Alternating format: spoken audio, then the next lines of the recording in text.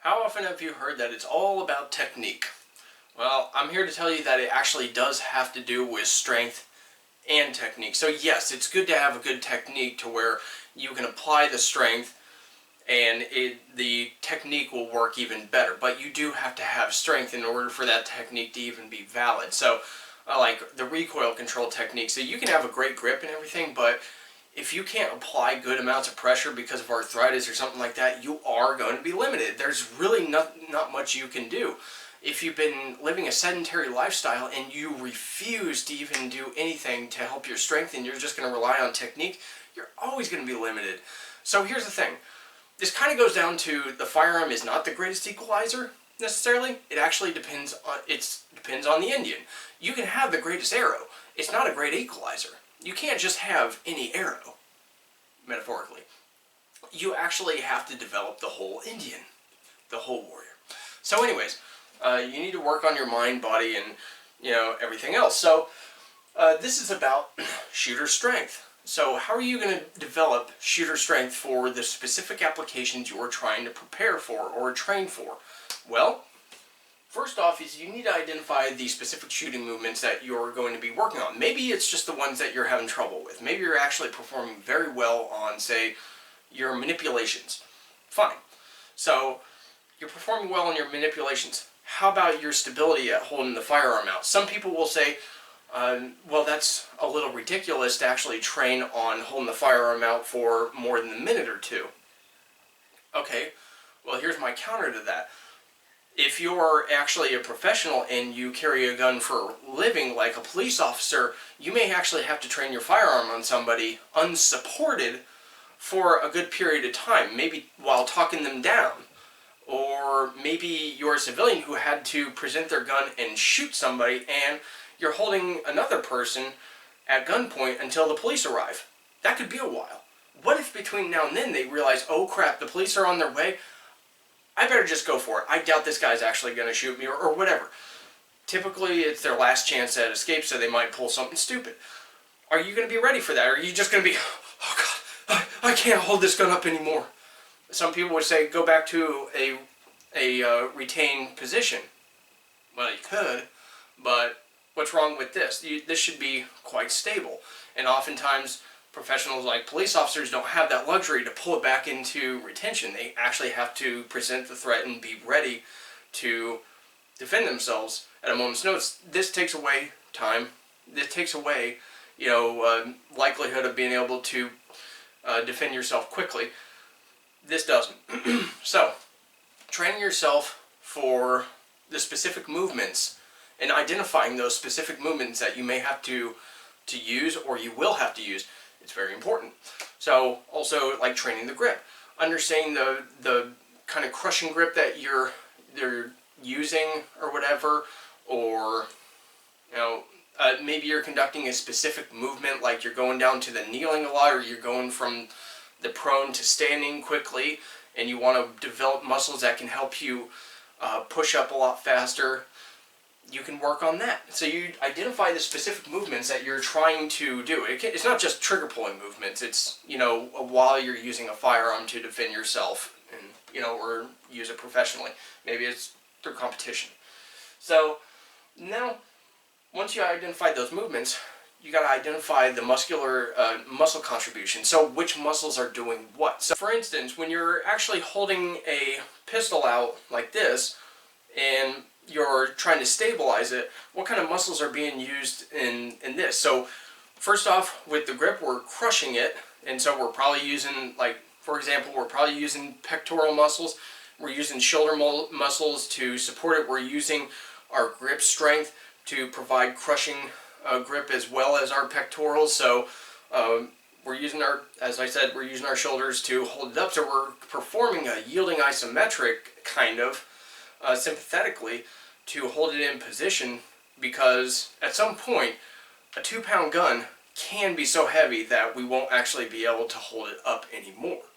So we do need to we need to have some strength in our stabilizers and our slow twitch muscle fibers in order to hold it out there for a longer period of time, right?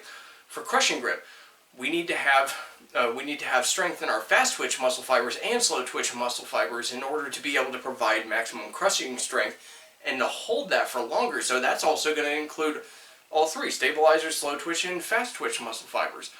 So how are we going to train this? Goes into isolated functional training next. So we've identified the muscles. Now we got to find out, how are we going to work these? Do we work them? Do we work them independently? So we train our ability to aim in for longer independently on each movement. So we work on our crushing grip alone.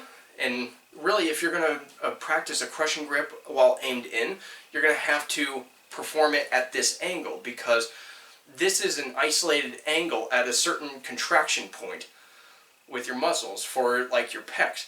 And out here, you're going to have a different strength than if you're holding it in here, because you can recruit some other muscles to actually help you with crushing at this angle right here. So performing it out here, if you're going to try to practice your crushing strength, then you're going to have to perform it out in the area that you're going to be using that crushing strength, right? Just kind of inherent. So if you're going to be practicing holding a gun stable, then get a weight and perform a yielding isometric. I'm using a 20-pound weight. I'm only doing it for like 30 seconds or so, but I'm trying to hold it as motionless as possible.